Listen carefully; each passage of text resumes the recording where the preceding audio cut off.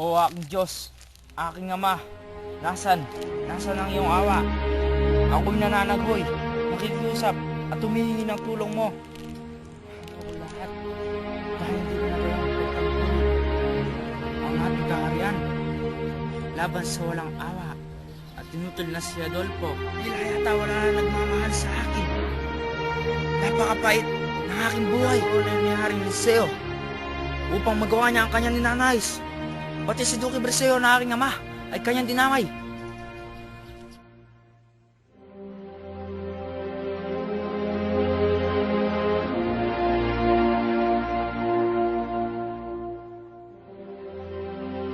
O Florida! O tadhana! Kailangan mo! Ginawa mo ang aking minamahal. O ano yung tinig na aking narinig? Ginagpis na tao? Sino kaya siya? Pawang tao. Ang lahat ng kanyang tuwa ay natapos nang siya'y pinahirapan at pinagtaksilan.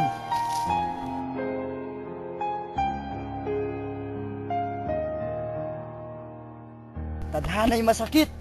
Problema ko'y napakahirap lutasin dahil sa aking sintang hinagaw.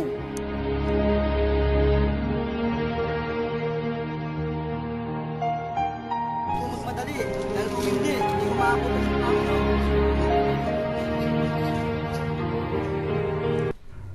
Parang nakita ko na ang taong ito.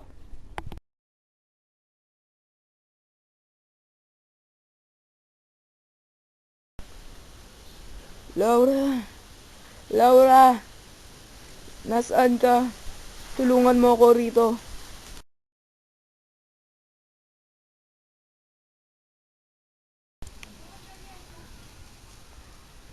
Sino ka? At bakit ka narito?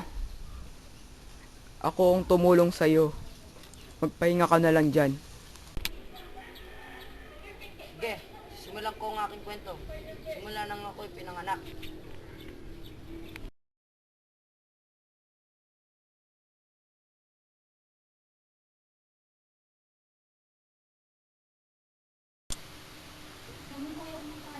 Maligayang pagdating, Florante. Ako nga pala ang magiging guro mo dito. Ako si Antenor. Salamat po. O bakit tila kay lungkot mo? Ayaw ko po kasing umalis sa Albania. Hayaan mo, lilipas din yan.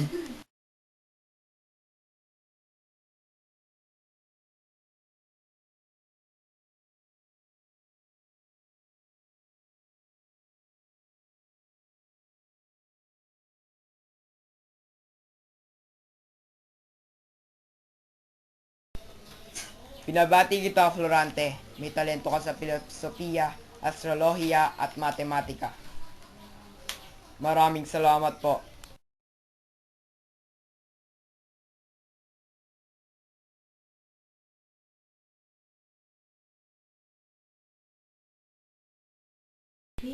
Magandang umaga po. Sulat po galing Albania.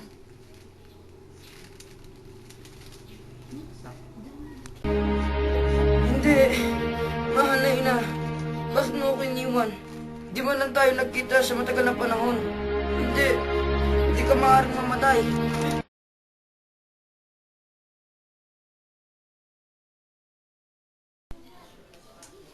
Paalam na po, maestro.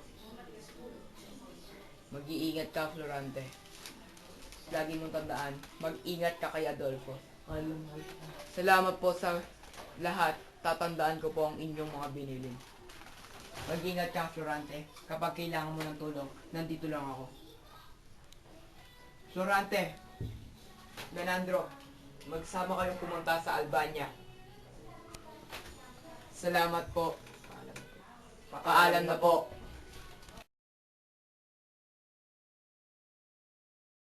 O aking ama, o bunso,